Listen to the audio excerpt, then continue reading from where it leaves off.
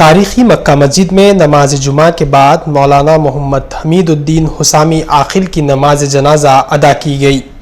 ہزاروں مسلمانوں نے اس میں شرکت کی۔ ٹھیک 11:45 کو مولانا کا جلوس جنازہ ان کی قیامگاہ واقع پنجہ شاہ سے گلزار ہاؤس ہوتا ہوا مکہ مسجد پہنچا۔ مکہ مسجد میں نماز جمعہ کے بعد مولانا کی نماز جنازہ مولانا سید جمال الرحمن نے پڑھائی۔ خطیب مکہ مسجد مولانا عبداللہ ازہری نے دعا کی۔ مکہ مسجد کے صحن میں دیدار کے لیے جنازہ رکھا گیا۔ ہزاروں فرزندان توحید نے دکن کے اسماعیہ ناز سپوت کا آخری دیدار کیا۔ اس کے بعد مولانا کا جلوس جنازہ چار مینار، بی بی بازار، تالاب کٹا، عیدی بازار، بند ناکہ ہوتا ہوا مادنہ پیٹ میں واقع حسامیہ چمن قبرستان پہنچا۔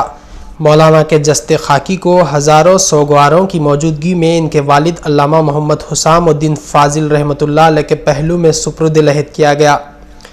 نماز جنازہ اور جلوس جنازہ میں شرکت کرنے والوں میں قابل ذکر chief justice Andhra Pradesh high court Nisar Ahmad, صدر مجلس و رکن پارلیمنٹ حیدرآباد بیرسٹر اسد الدین اویسی، سابق وزیر محمد علی شبیر، جسٹس غلام محمد، مولانا مفتی خلیل احمد، شیخ الجامعہ جامعہ نظامیہ مولانا خواجہ شریف، اراکین اسمبلی اکبر الدین اویسی، سید احمد پاشا قادری، ممتاز احمد خان، مقتدی افسر خان، محمد معظم خان، احمد بلالہ کے علاوہ علماء کرام، اکابرین ملت، دانشوران، صحافیوں اور مولانا کے ہزاروں چاہنے والے موجود تھے۔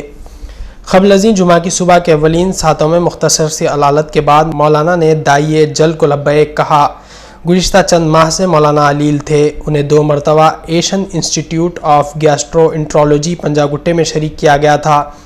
جمعرات کے دن حالت بگڑنے کے بعد مولانا کے اصرار پر ہی انہیں ان کے مکان حسامیہ منزل پنجہ شاہ منتقل کیا گیا، جہاں صبح مولانا کی روح پرواز کر گئی۔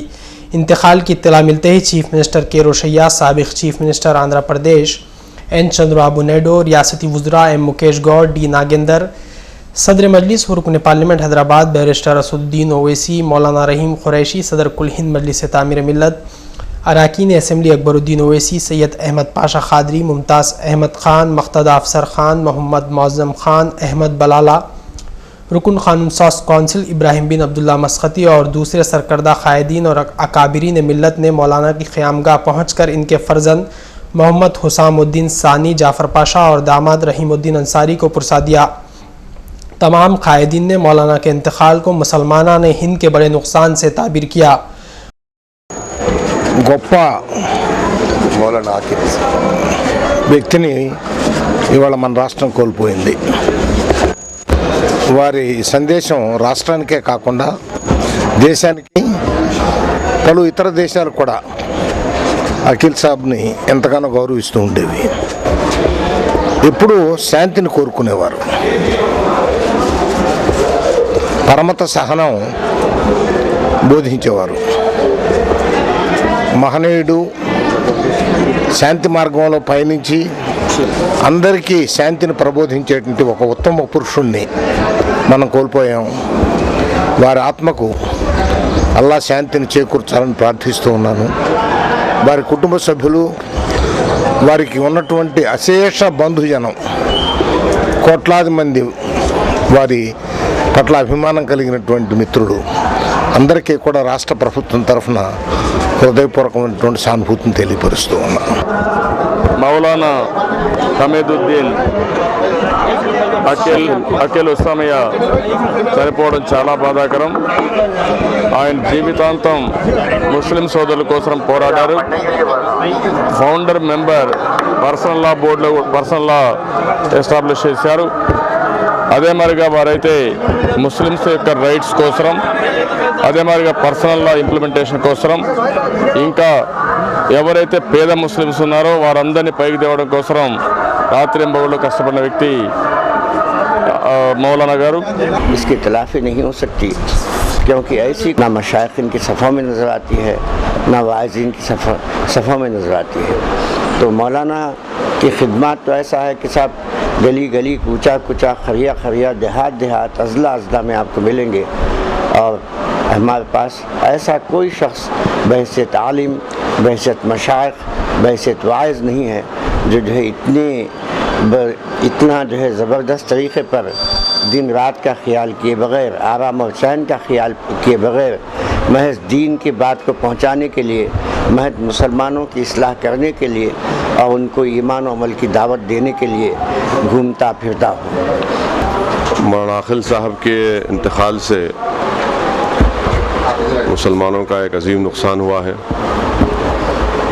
اور مولانا کی شخصیت ایسی تھی کہ تمام مسلمانوں کے ہر مسلک سے جو لوگ وابستہ تھے وہ مولانا کو نہایت عزت سے اور محبت کی نگاہوں سے دیکھتے تھے، اور یہی مولانا کی سب سے بڑی کامیابی تھی کہ ان کی شخصیت تمام کے لیے قابل قبول تھی، اور جس اخلاص کے ساتھ، جس سادگی کے ساتھ مولانا نے اپنی زندگی گزاری، وہ میں سمجھتا ہوں کہ ہم جیسے لوگوں کے لیے وہ قابل تقلید ہے، اور ایک مثال ہے کہ کس طرح سے مولانا نے ہزاروں میل کا سفر طے کیا اور دین اسلام کی تبلیغ کے لیے مدرسوں کی بنیاد ڈالی، اور مجھے خاص طور سے مولانا کے ساتھ سفر کرنے کا موقع ملا جس وقت حیدرآباد میں